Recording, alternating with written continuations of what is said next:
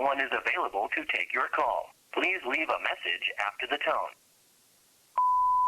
Hey Claire, it's Beth. It's been a long time. Too long. I know we had our differences about keeping up the family tradition after Mother passed, but she wouldn't want to see us like this. It's just, after what happened to Mother, I'm afraid of losing you, too. It's your life, and I respect your decision to keep up the family's tradition. I guess what I'm trying to say is that I'm sorry. And Claire, congratulations. I heard that you're pregnant, and I want nothing more than to be there for you in this special time. That's what Mother would want. I'm in town for a few days. I would love to see you and drop a gift off for the baby. I really miss you, Claire. I hope to see you soon.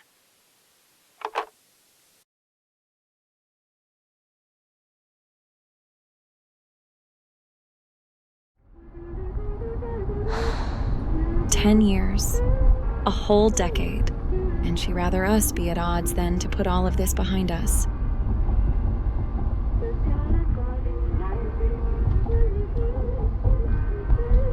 I just pray she'll hear me out.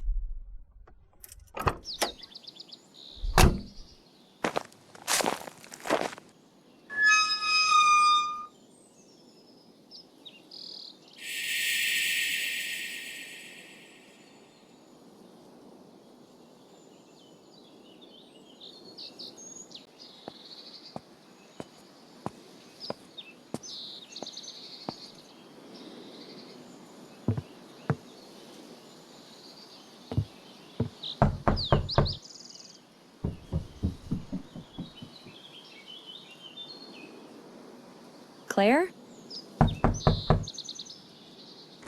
The door's unlocked. Hello?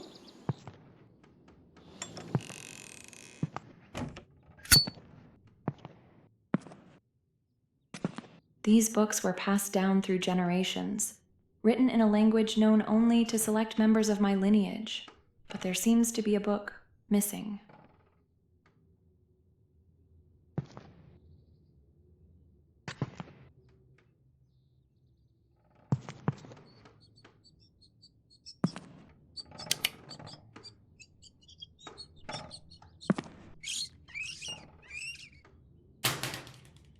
It looks like no one has been here for years.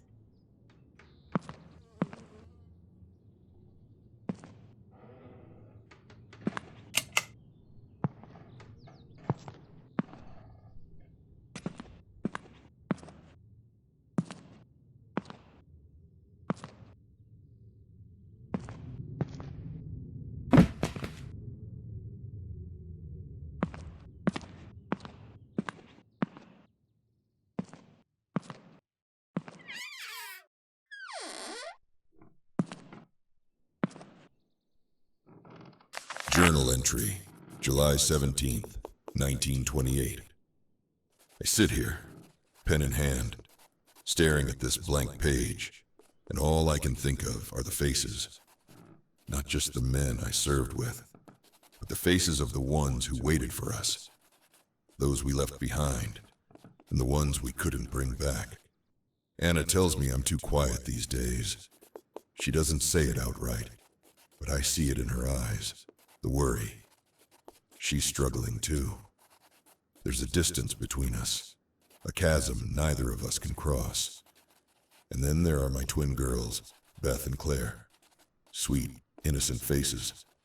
They're growing so fast, and yet, in my mind, they'll always be the little ones who ran to greet me when I came home. I should feel joy, gratitude, but instead, there's this gnawing ache. I can't look at them without thinking of what we fought for, what we sacrificed. Did we do enough? Did I do enough? Arthur Myrtle. I wonder how he's holding up. He was there in the worst of it, alongside me in the tank. Both of us praying the metal shell around us wouldn't be our tomb. We shared everything.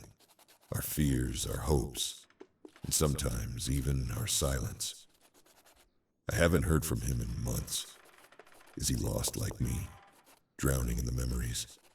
Or has he found a way to move on? The nights are the hardest. When the house is quiet and Anna is asleep, my mind drifts back to those days. The mud, the noise, the sheer weight of it all, and the silence that followed. The deafening, unbearable silence of survival. God help me. I'm still there.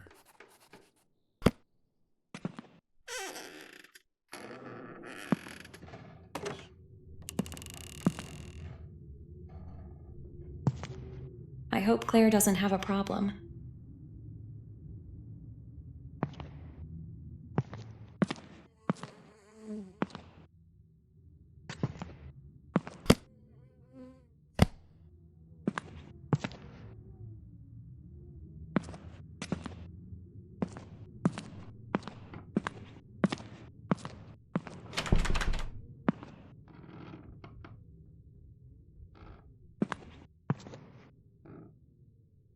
Famed author Ethel Myrtle, missing, grandson wanted for questioning. In a shocking turn of events, celebrated novelist Ethel Myrtle, known for her acclaimed works in American literature, has been reported missing from her family estate in Brookfield. The 62-year-old author, whose novels have captivated readers across the nation, was last seen 3 days ago. Authorities have since launched an investigation into her sudden disappearance. A tip received late last night has turned attention toward Ms. Myrtle's grandson, Thomas Myrtle, 30, who is now considered a prime suspect. According to sources close to the investigation, Thomas has a troubled past, having battled with addiction and post-traumatic stress disorder following his return from service overseas. Investigators are looking into whether these struggles may have contributed to his possible involvement in his grandmother's vanishing. Police are eager to question Thomas, but his whereabouts remain unknown at this time. He was last seen in town earlier this week, but no trace of him has been found since. Authorities urge anyone with knowledge of his location to come forward, as he is wanted for questioning in connection to the case. Further complicating matters, Ethel's husband, Arthur Myrtle, 61, has also not been seen in recent days. Mr. Myrtle, a long-distance truck driver, was reportedly on the road for work at the time of his wife's disappearance, but there are growing concerns that he too may have gone missing. The Myrtle family is well known in Brookfield, and locals have expressed shock and disbelief over these mysterious circumstances. As the investigation intensifies, speculation mounts about the possibility of foul play within the family. Police continue to search for answers, but with both Thomas and Arthur unaccounted for, the fate of Ethel Myrtle remains a troubling mystery.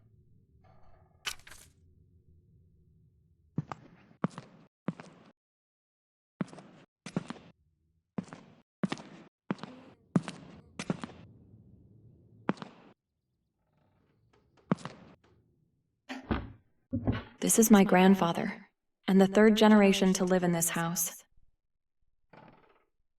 This is my great-grandfather who inherited the house, and according to Aunt Lily, he secretly added a hidden passage to safeguard our family's secret tradition. I've never actually believed that, though. My great-great-grandfather, he built this house.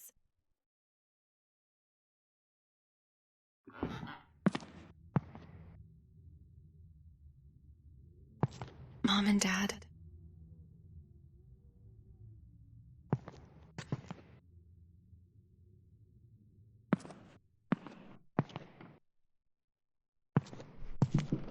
I love this picture of Claire and I. We were inseparable. Claire and I were always so close.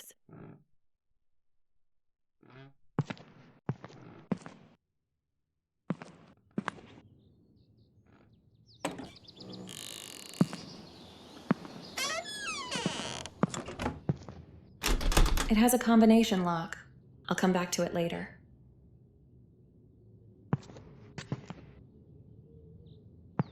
This is Edith Holden, born in the 15th century, was the matriarch of the Holden lineage. Her life laid the foundation for the tradition that endured through the centuries.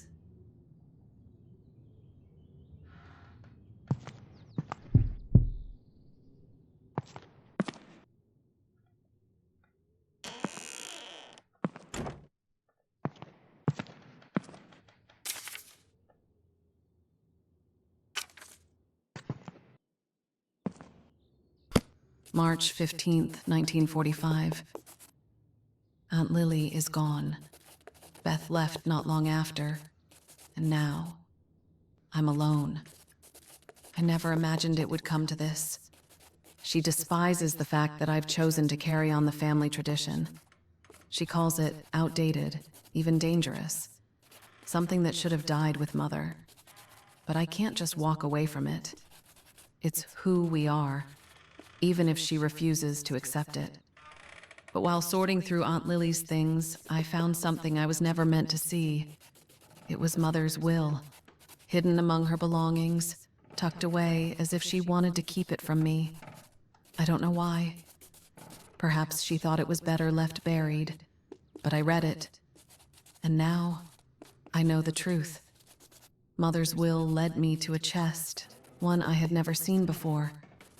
Inside, I found her diary, the works of her favorite author, Ethel, and an old book that once belonged to Edith Holden.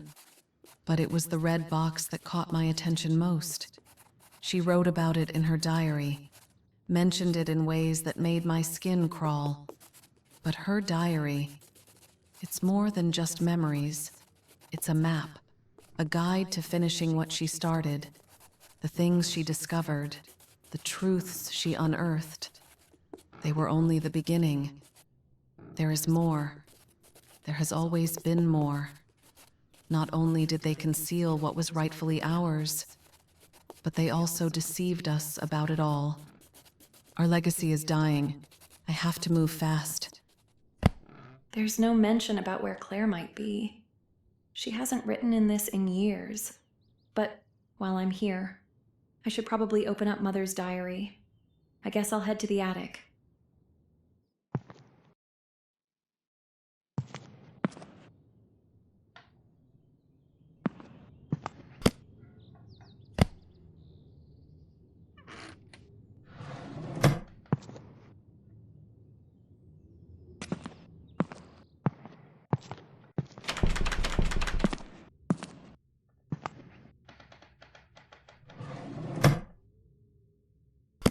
The Holden lineage has been the subject of study for decades, believed by many to be a dying tradition. What little we have uncovered suggests that their practices, once passed down through generations, have been deliberately left to wither. Whether this was due to external persecution or an internal decision remains uncertain, but the result is the same. Their knowledge has faded into obscurity, leaving behind only fragmented accounts and unconfirmed theories. One of the most compelling aspects of the Holden bloodline is the stark division of abilities between men and women. Historical patterns indicate that the men of the family did not possess any significant supernatural traits of their own. However, they served an essential role as carriers of specific genetic markers, passing down inherited abilities to their offspring. These abilities varied widely, though two traits seemed to surface more often than others: the capacity to see into the spirit realm and, more rarely, the gift of foresight, allowing them glimpses of future events. The women of the Holden family, however, almost always displayed more tangible supernatural gifts. Records suggest that many possessed the inexplicable ability to read and comprehend languages they had never studied, while others excelled in the mastery of potions and alchemical mixtures, crafting elixirs of unknown purpose. It is unclear whether these skills were innate or required formal training, but no documentation has been found detailing their teachings. Perhaps the most frustrating mystery surrounding the Holdens is the deliberate erasure of their physical presence. Despite years of searching, no known grave sites, burial records, or preserved remains have been located. It is widely theorized that they either cremated their dead or buried them in unmarked private locations to avoid discovery. This practice extends beyond their physical remains. No verified spellbooks, recipe collections, or written records of their craft have ever surfaced. Some scholars believe these texts were buried alongside their owners, taken to the grave to prevent their knowledge from falling into the wrong hands. For now, the truth remains buried in silence. Whether by choice or by force, the Holden legacy has all but disappeared from the world. But if history has taught us anything, it is that secrets never remain hidden forever.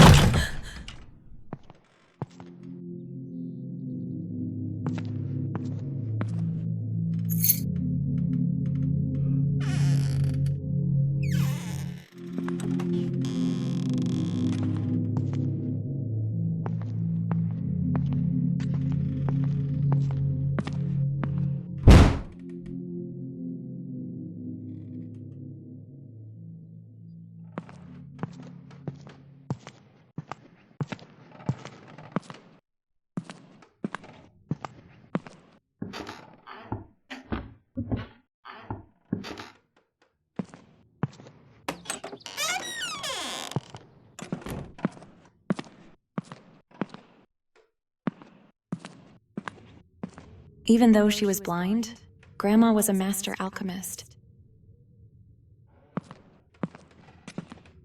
A picture of my father. My mother was so young in this picture.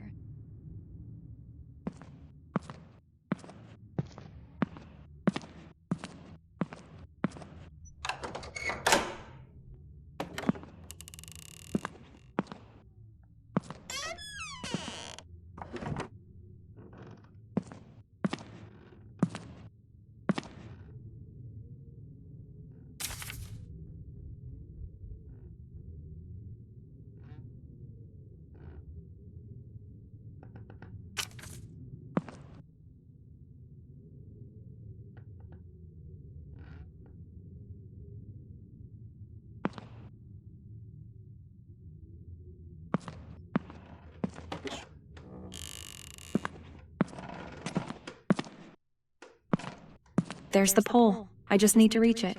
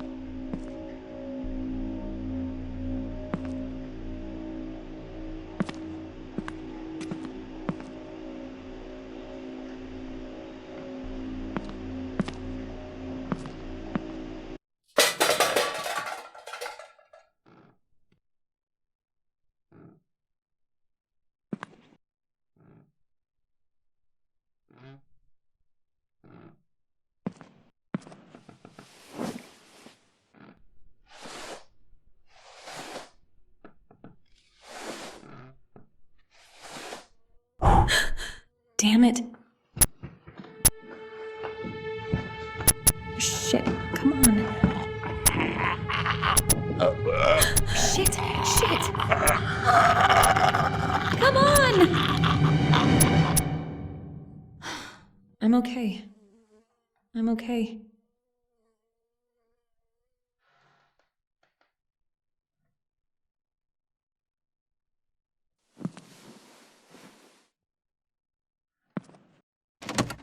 Of course it's locked. Maybe the key is locked in that room.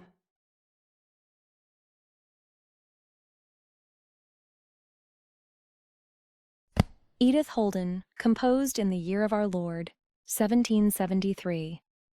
In the year 1460, in a quiet corner of England, there lived a young woman named Edith Holden. She was the daughter of Sir Reginald Holden, a gentleman known for his travels, and his wife, who managed their household. Edith's life was one of simplicity and innocence. Sir Reginald often journeyed to distant lands, bringing back stories and treasures. On one such return, he presented Edith with a peculiar gem, a large ruby that emitted a soft red glow. Unbeknownst to Edith, this gem was drawn to her innocent youth, sensing her openness and ease of influence. One evening, as twilight approached, Edith retired to her room. There, she heard gentle whispers emanating from the ruby, speaking of mysterious and hidden powers. Compelled by an indescribable urge, she touched the stone. Immediately, she felt a surge of energy and began speaking in tongues, her words flowing in an unfamiliar language. Her hand moved on its own, inscribing symbols upon parchment that seemed important yet unfamiliar. This event marked the beginning of Edith's practice of what was later to be known as witchcraft, making her one of the earliest known practitioners of such arts. At the time, the term witchcraft was emerging, and practices involving magic and the supernatural were often shrouded in mystery and fear. As Edith matured, her beauty and vitality remained unchanged, leading to whispers among the villagers. Fearing that her agelessness marked her as evil, rumors of her execution began to circulate. By this time, Edith had been blessed with 2 daughters. Terrified that her death might endow them with none of the powers she possessed, she penned a spell to ensure the continuation of her abilities. This incantation decreed that every quarter century, her descendants must recite the spell before her image to transfer her spirit and powers to the next generation. Despite her efforts to safeguard her legacy, Edith was eventually executed for her practices. Yet her lineage endured, with each generation of Holdens performing the ritual to inherit her gifts.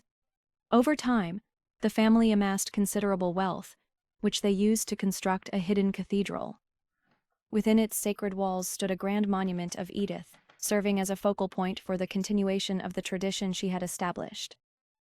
Thus concludes the tale of Edith Holden, whose quest to preserve her mystical heritage shaped the destiny of her descendants, intertwining their fates with the enduring legacy of her powers.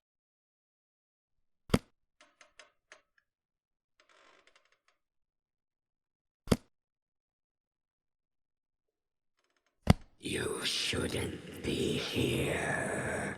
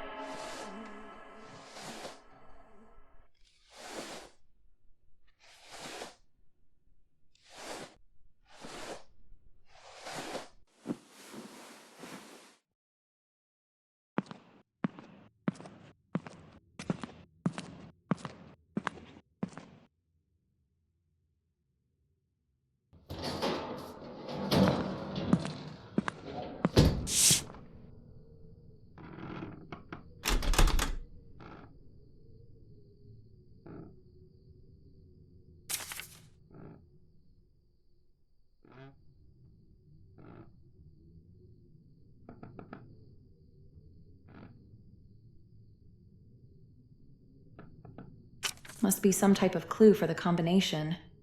I'll take it with me.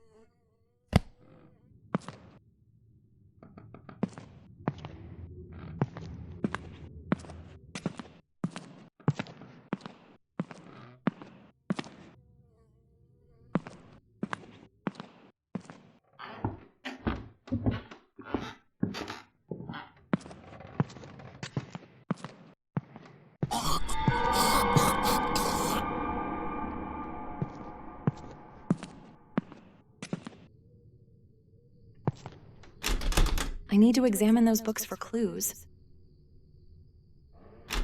I need to examine those books for clues.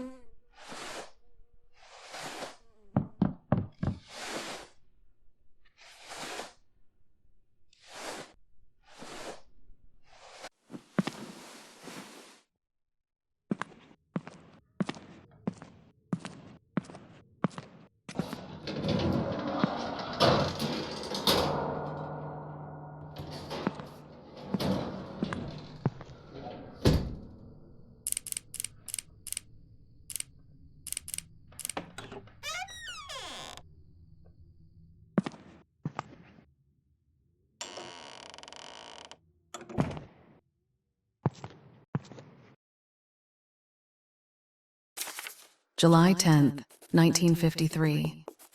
Max called earlier, left a message while I was out. He did it, just like I expected he would. With him being a reporter, I knew he'd be able to find the location. That's the whole reason I got close to him in the first place. I needed someone with connections, someone who could get me what I couldn't find on my own. It's finally happening. After all these years of searching, tomorrow morning we leave. But before we leave, when Max heads to the car, I'll place his belongings in the chest in the attic alongside my mother's things. The things that hold his positive energy deserve a place next to my mother's. At first, Max was just a way in, but I fell in love. I love him more than I ever thought possible, and I know he loves me deeply too. But what makes all of this so much harder to go through with is I'm also pregnant. Max doesn't know, and he won't, but it has to be this way. He loves me. He'll understand even if he doesn't know it's coming. I just wish I could have talked to Beth. Maybe the way I feel now would have changed. Even with Max, the baby, I feel empty. This is from 10 years ago. Why hasn't anyone stepped foot in this house since?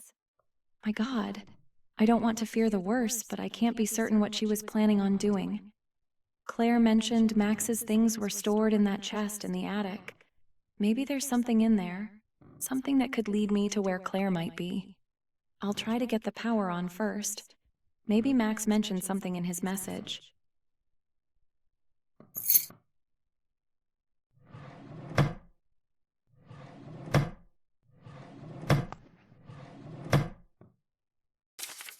July 1885. From the moment I could speak, Mother knew my love for reading. As I grew older, I spent more time lost in books than I did beneath the sun's warmth. By the summer of 1885, I had read every book in our home and found myself craving something new. One night, after Mother and Father had retired, I crept up to the attic, a place I'd seen Father store boxes of books before. There, hidden under layers of dust and shadows, I found crates full of unfamiliar books and bottles filled with strange spices and liquids.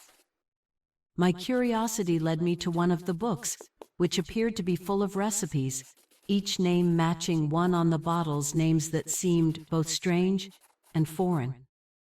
And, on the back, my mother's name engraved.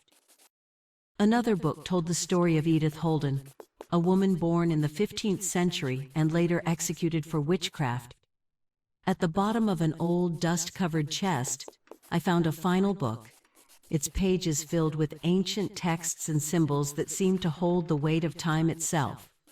That's when it hit me. The bedtime stories Mother once shared weren't just stories, but pieces of our own family's history. I felt a sudden pang of betrayal. Why had this legacy been hidden from me? Why had they kept such a powerful truth locked away? How could you hide this from your own child? Why would Claire tear out pages from Mother's diary?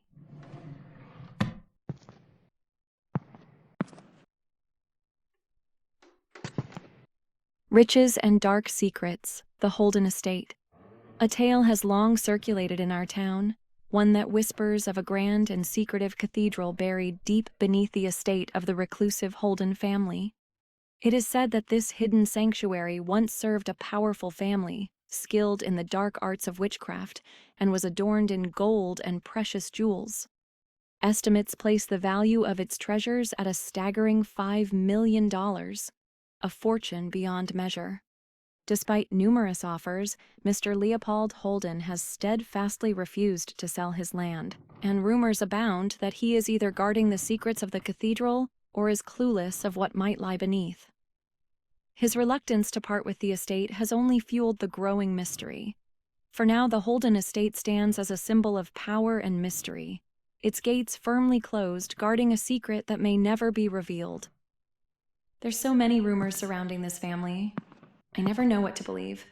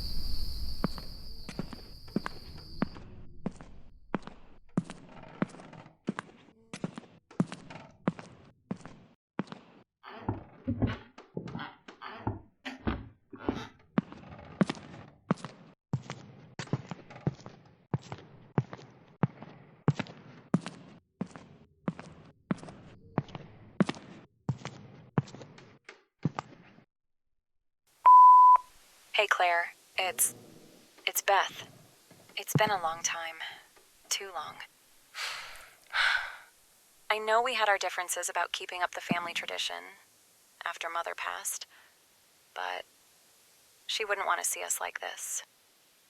It's just, after what happened to Mother, I'm afraid of losing you too. It's your life, and I respect your decision to keep up the family's tradition. I guess what I'm trying to say is that I'm sorry. And Claire, congratulations. I heard that you're pregnant, and I want nothing more than to be there for you in this special time. That's what Mother would want. I'm in town for a few days. I would love to see you and drop a gift off for the baby. I really miss you, Claire. I hope to see you soon. Hey there, Claire. It's Max. I sure hope this fancy machine my brother cooked up is working properly. He's always tinkering and inventing things. Anyway, listen, sweetheart. I have a surprise. We're going to Ethel's house.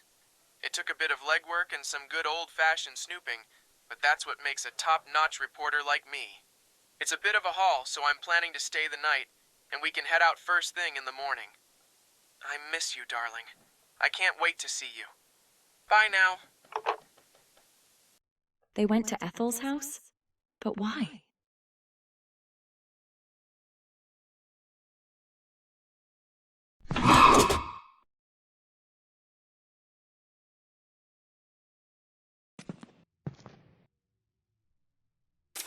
Last will and testament of Anna Holden.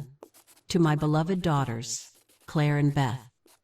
For decades, our family has called this house home.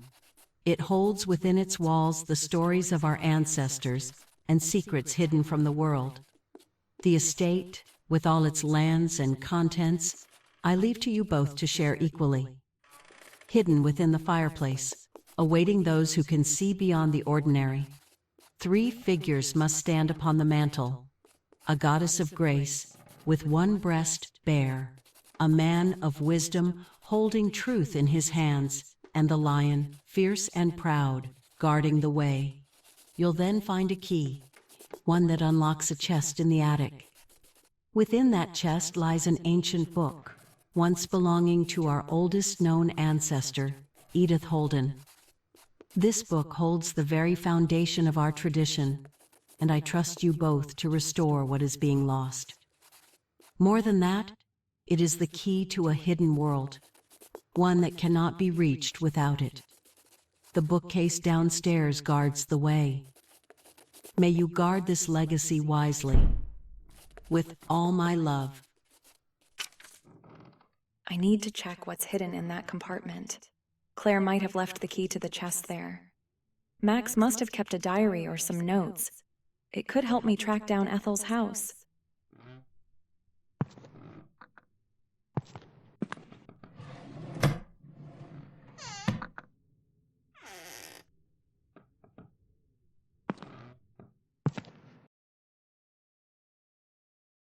That might be one of the statues I need.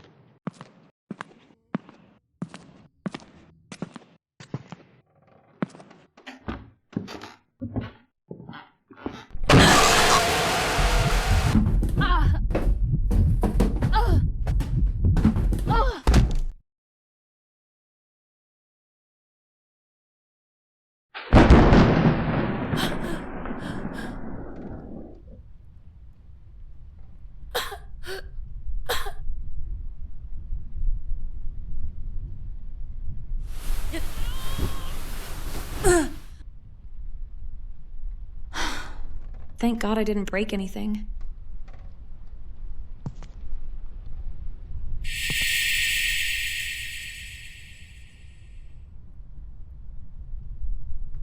Aunt Lily was telling me the truth all along.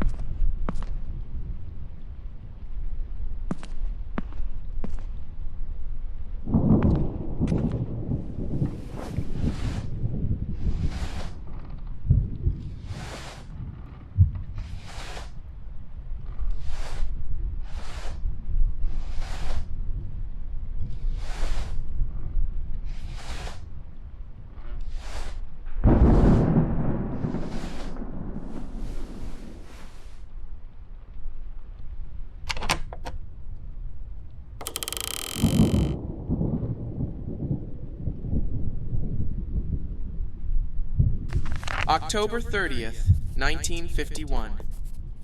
My lifelong dream has finally come true. I'm officially a reporter for the Classic Times. I can hardly believe it. My first assignment is already on my desk. They want me to cover the case of a missing maintenance man. I'll be heading into town later to talk with some of his regular clients and see what I can dig up. And as if that wasn't enough, something else remarkable happened. I met a beautiful woman today. Her name's Claire. We ran into each other at the coffee shop right across from the office. I was talking to a fellow there about my new job, and Claire, sitting alone in the corner, must have overheard. Next thing I knew, she came up and started asking me all about my work, and I think it really impressed her. I took a chance and asked her out, and she said yes right away. What a day. I think this might just be the start of something special, both in my career and maybe even my personal life. July 7th, 1953. Lately, Claire's been acting different. She keeps asking me over and over if I really love her, and if I'd do anything for her no matter what. I do love her, and I'd like to think I'd go to the ends of the earth for her, but her questions have been getting intense. She's almost relentless with them. I can't figure out why. She's also been fixated on these old books left behind by her mother, all written by the author Ethel Myrtle. From what Claire's told me, Ethel's life story is both tragic and fascinating. I heard the stories about the unfortunate fate of Ethel, and I'm convinced someone's hiding the truth. She's been begging me to help her track down where Ethel lived, saying it would bring her closure somehow. Then it hit me. If I could solve the mystery of Ethel Myrtle, it might not only bring some peace to Claire, but also make a splash in my reporting career, since I never was able to find any groundbreaking information in regards to my first assignment. I'd be the one to uncover the truth. I think I'll start digging around and see what I can find. Maybe it'll give Claire what she needs. But if this obsession doesn't settle down, I'm not sure where things between us are headed. It might be time to move on. What's this?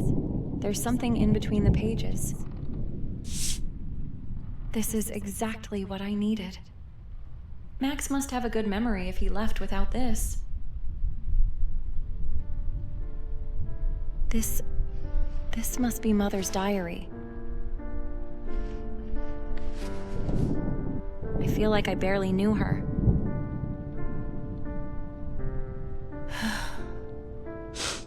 I don't think I'm ready to read this yet. This must be the box Claire was talking about.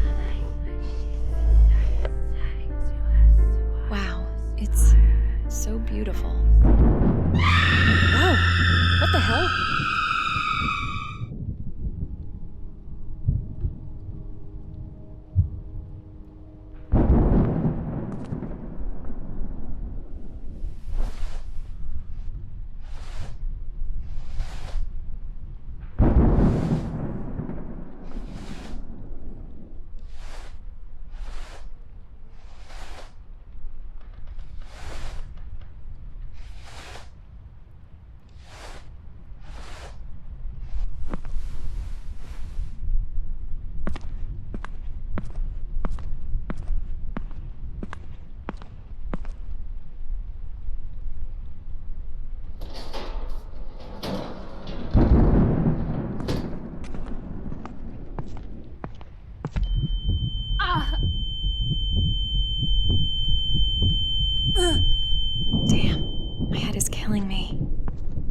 should lay down for a bit.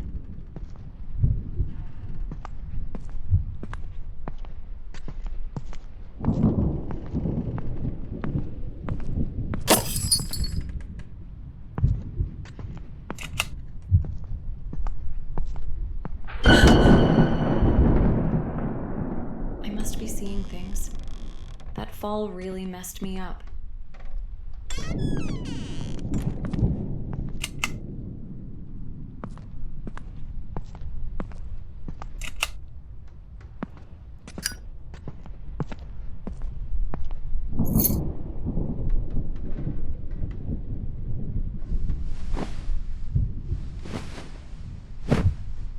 I think a nice warm fire and a bath first would do me some good.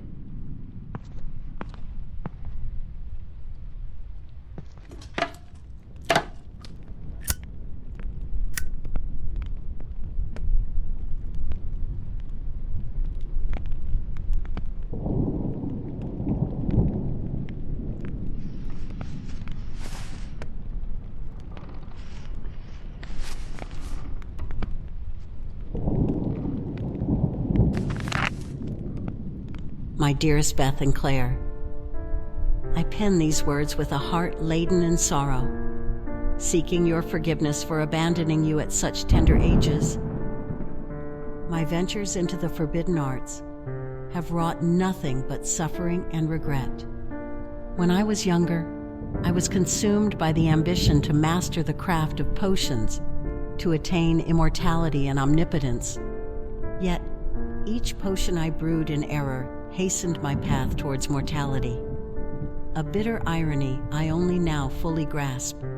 My mother, your grandmother, was the true master alchemist among us. The potions I crafted in error began to eat away at my very being, a slow and excruciating decay. The pain it inflicted is relentless, reducing me to screams of agony. Knowing my end was near, I turned to the desperate and dangerous realm of black magic. I performed a spell to bind my soul within our family's heirloom, hoping to witness your lives from afar. But know this, my beautiful girls, should the red box where it's held be opened, the evil held at bay by the spell will be unleashed, transforming my spirit into one of vengeance. I wish I could have saved your father too, but his mind became weak after the war. I found him hanging from the ceiling in the attic. Please, never forget that your father and I love you too very deeply. And I'm so sorry we left you so early. Now, Claire, you possess a gift like mine, an innate talent for spells. And Beth, you have the rare ability to see the dead, a gift few can endure. Most spirits mean you no harm, but those summoned through the art of black magic and then released hold the power to kill. I implore you both to uphold our family's traditions of witchcraft and magic, but use these gifts for the good of the world. Shun the dark arts that have brought such ruin upon us. Let my fate serve as a grave warning, a path never to be followed. With all the love and sorrow in my heart, your loving mother.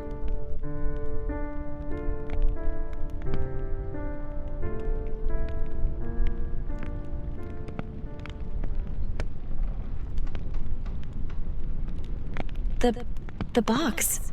I opened it.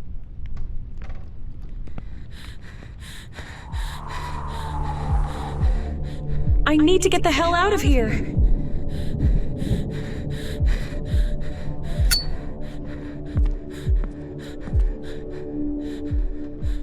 Wait, no. Mother always protected us.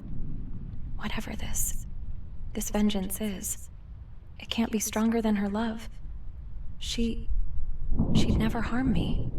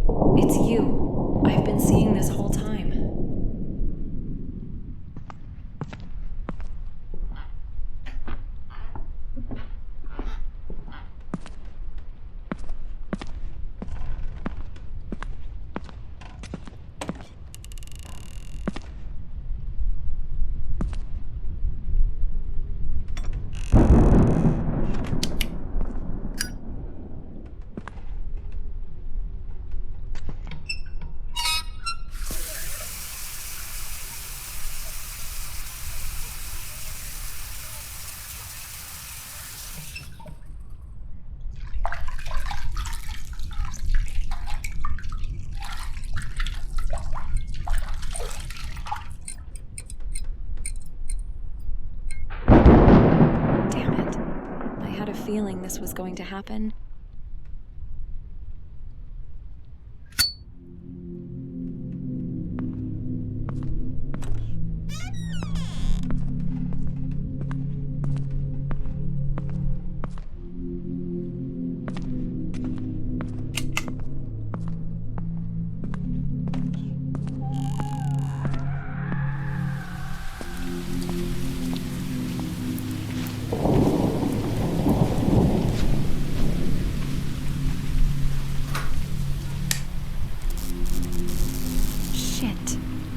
Blown out.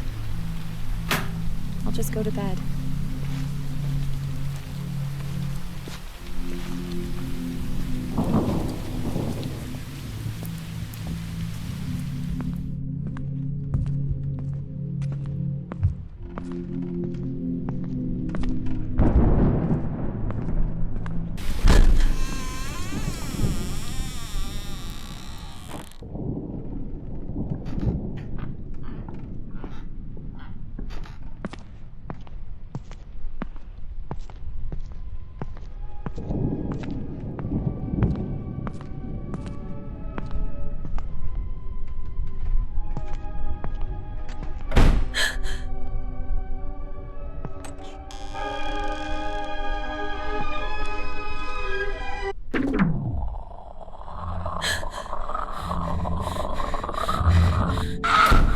Shit!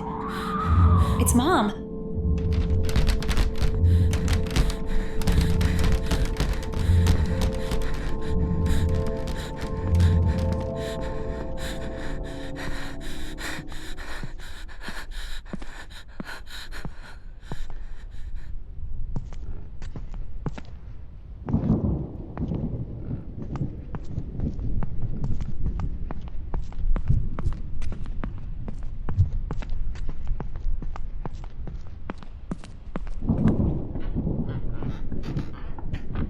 Shit, my car keys.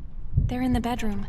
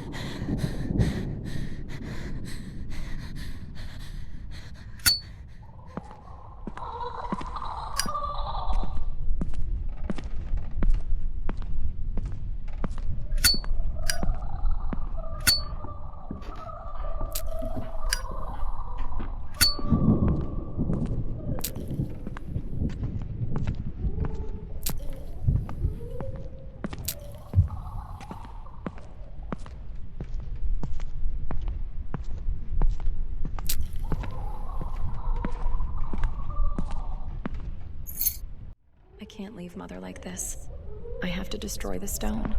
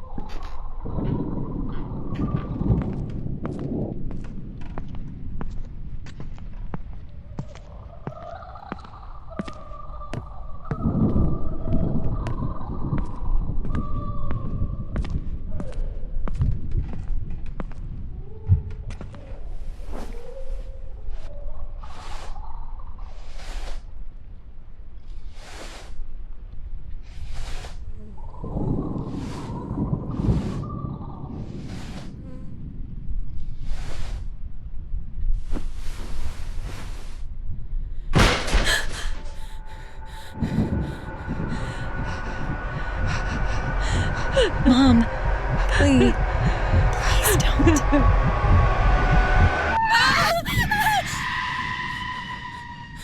Do it.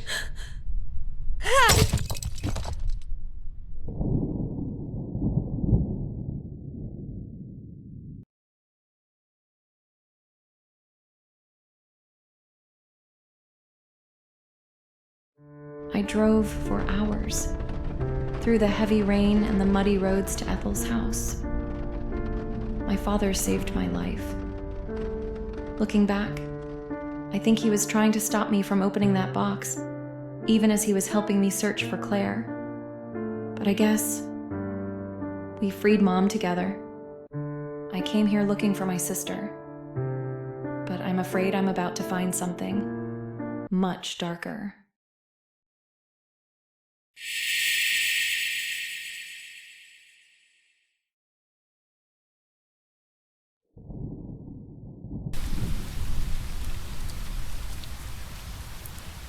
I'll have to walk the rest of the way.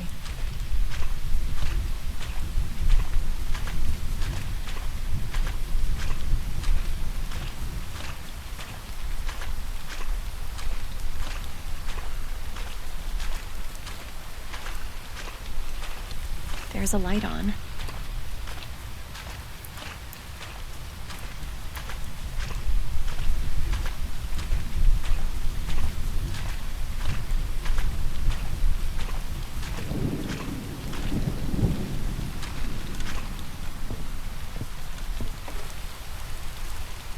Claire! Where are you?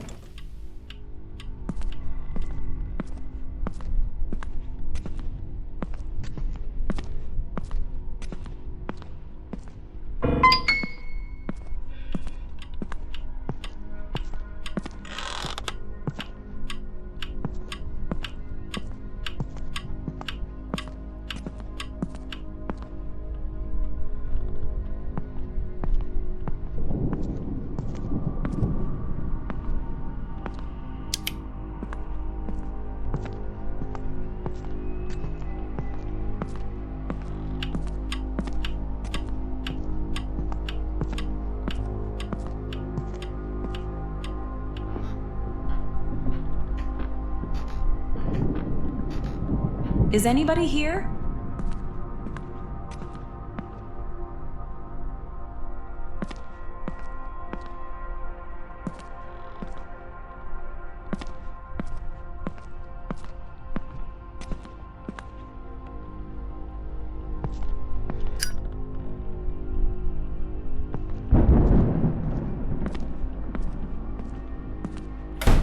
Claire?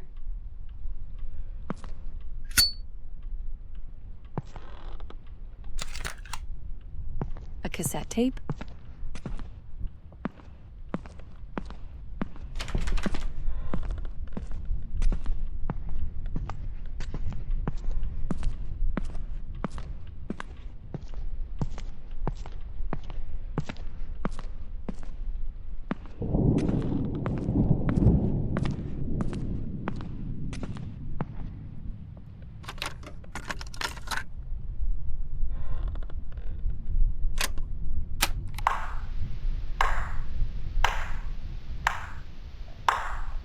Congratulations. You've stumbled upon my tape, where I'm...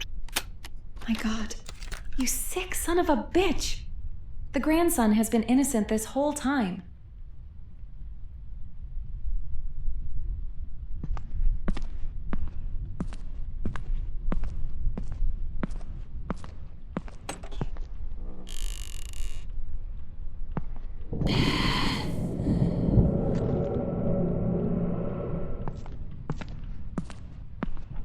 Arthur, what are you doing with that? You really are just a stupid writer, aren't you? Why don't I just show you?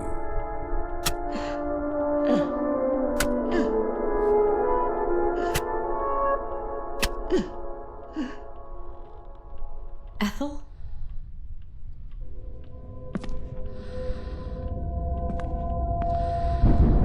My God, how could he have done this to you?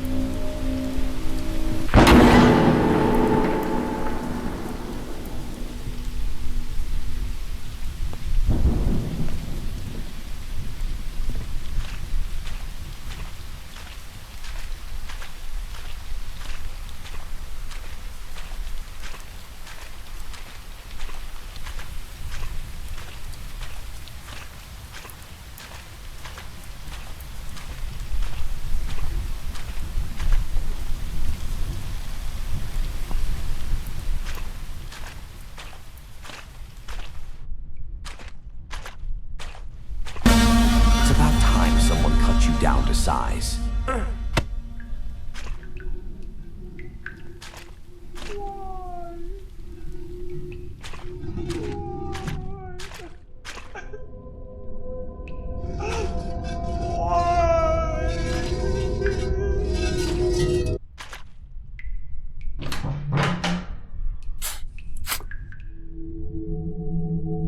You evil piece of shit.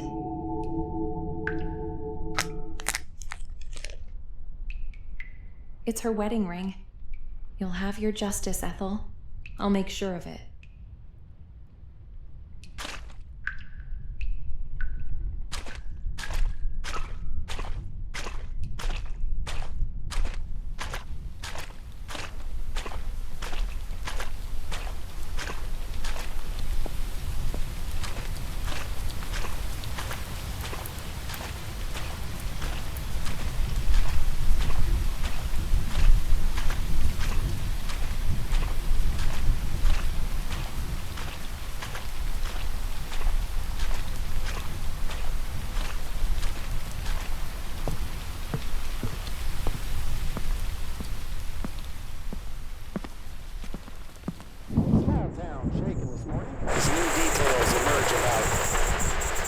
Surrounding the disappearance of Ethel.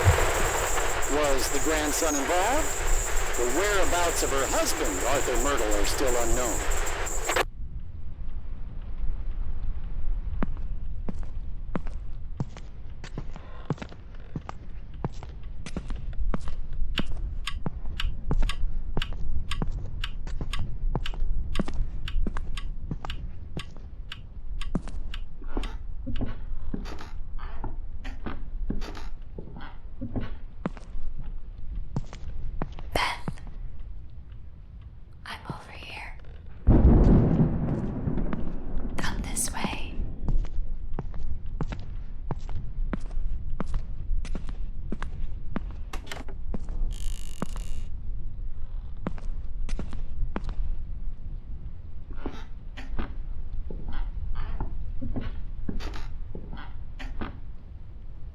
What is that awful smell?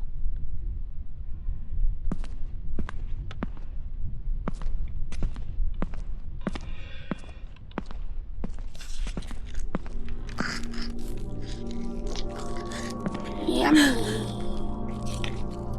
Oh my God.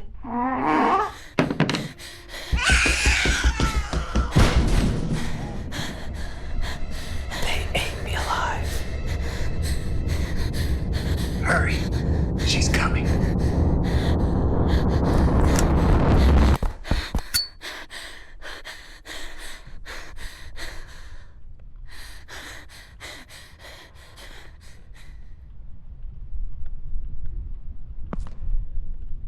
August 5th, 1963. My name is Thomas Myrtle. It's been 12 years since that tragic night.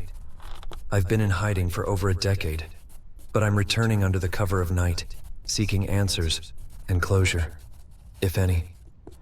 I can't bear to live with the guilt and confusion any longer. No more hiding. If I can't find any answers tonight, then my life is yours, Lord. I'm so sorry this happened to you. I'll help you prove your innocence. You didn't die in vain.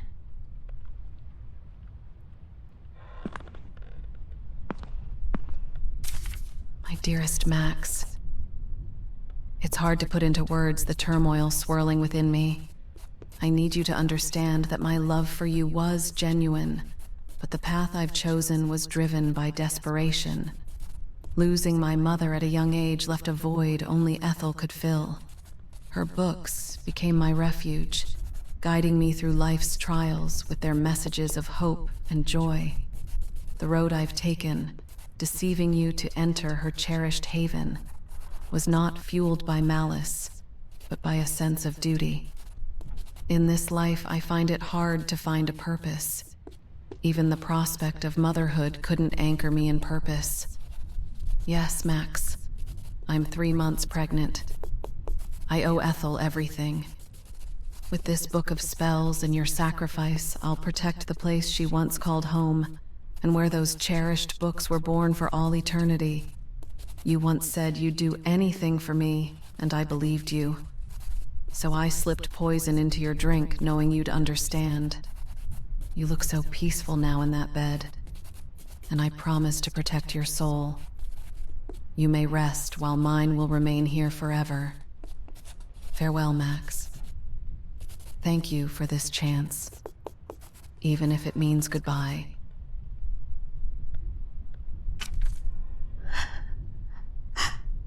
Claire, why?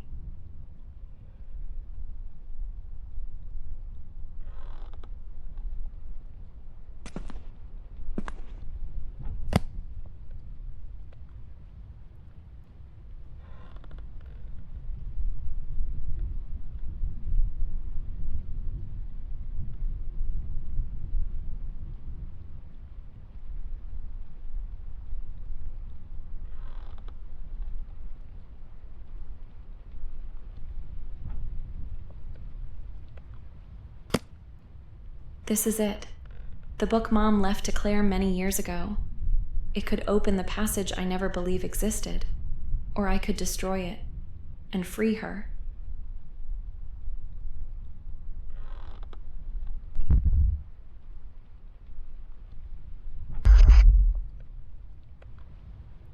Ethel's wedding ring. It can serve as the relic that's bound to this place and help break the spell.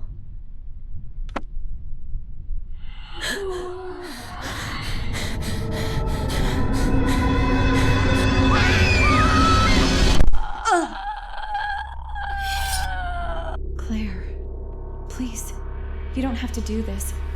I can save you.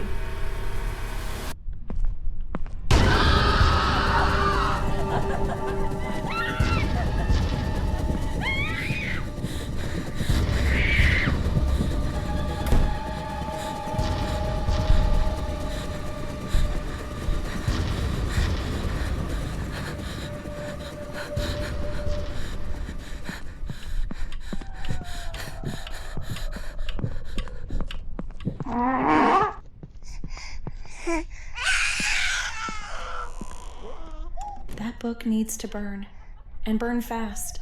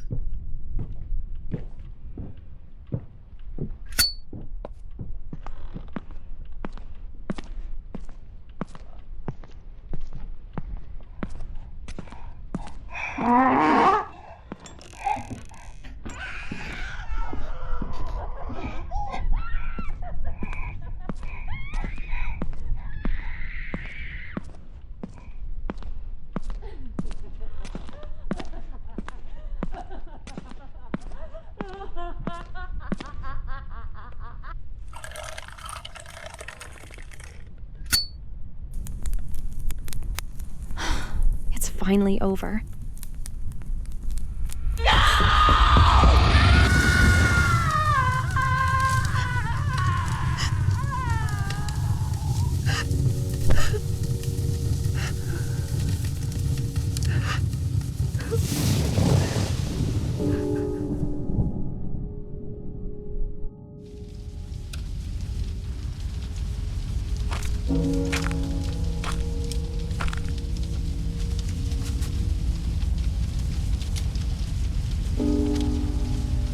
Goodbye, Claire.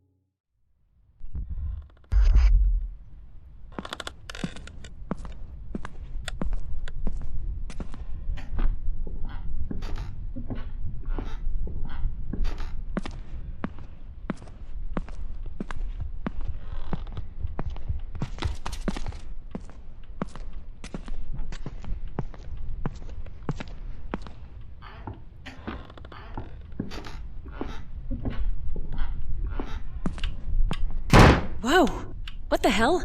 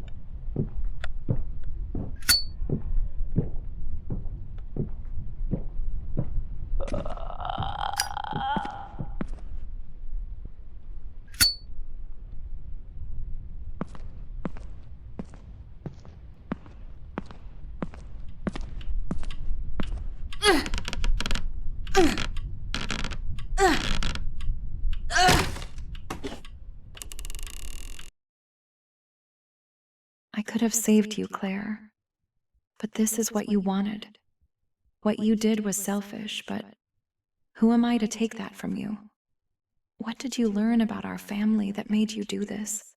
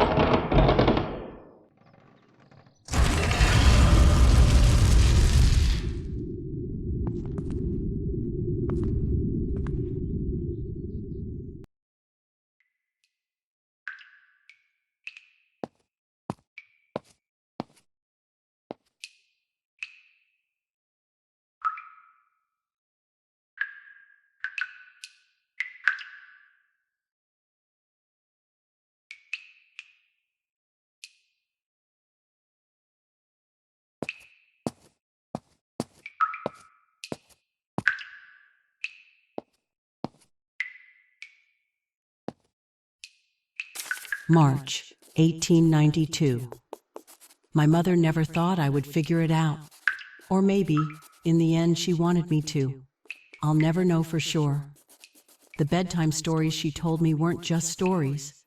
They were pieces of the past, disguised as fairy tales. There was one I loved most, the one that stayed with me long after childhood. She told me of a family who longed to worship their goddess, but the world had turned against them. No matter how far they ran, how deep into the woods they hid, they were hunted day and night. So with no other choice, they used their power to open a gateway to another realm, a world untouched by their enemies. There they built a grand cathedral, a sanctuary where they could finally worship in peace. In its center stood a statue of their goddess, watching over them, guarding the faith they had nearly lost. To keep it hidden, they built a house over the entrance leading to this realm. But it couldn't be opened by just anyone. The key was the very book that contained the spell to unlock the gate. Without it, the path remained closed forever. As a child, I was captivated by that story. It felt familiar in a way I couldn't explain. But as I grew older, as I uncovered more of my heritage, I began to understand. It wasn't just a story. It was a message, one my mother had left for me to discover, or so I believe. And when I finally found the entrance, I knew. The cathedral was real, but it had been sealed away, lost to time. I became desperate. I knew I could bring it back, that I could restore what had been taken from us. I just needed more time. Time. That was all I ever needed.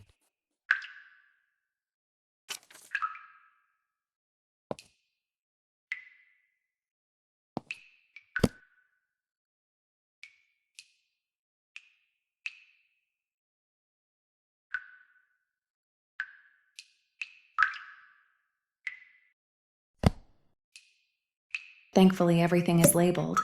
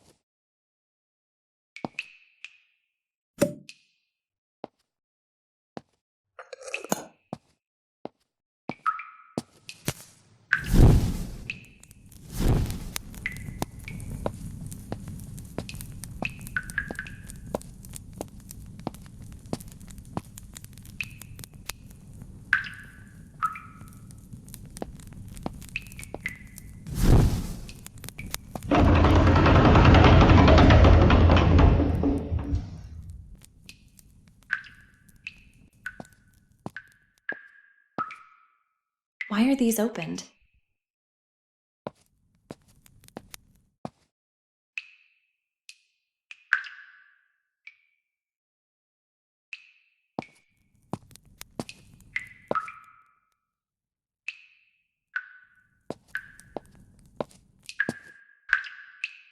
Whose wallet is this?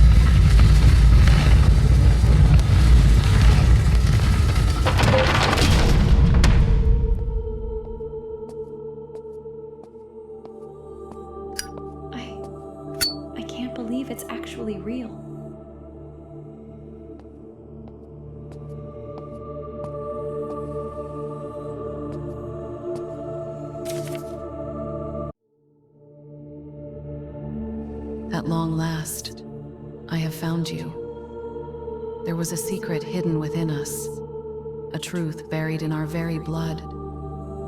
We were once a formidable lineage, graced with a rare gift passed down through the ages. My mother spent her life in pursuit of what was stolen from us, chasing the promise of immortality to reclaim our lost legacy. But the magic had faded, and the potion meant to extend her life turned out only to poison her. All had been concealed from us, yet I refused to remain in ignorance. I searched relentlessly, poring over every book written about our past, until I discovered a passage. It spoke of my ancestors, and of the possibility that their lost books were buried alongside them. It was all I needed. I pried open every crypt, praying for even the faintest sign of our heritage. And there, with my great-grandmother Eleanor, lay the key to the cathedral. Clutched in her decaying grasp was the incantation that could unseal its ancient doors. Now, as the last embers of our legacy flicker and fade, I offer this sacrifice. I call out to those who once blessed our bloodline. Hear my plea, forgive our sins, and restore what has been lost. Yet even as I cling desperately to hope, I fear it may be too late. The old spells of Edith Holden slip away from my mind, their words twisting into forms both unreadable and foreign. Only those of sacrifice and death are clear to me. Our tradition gasps its final breath.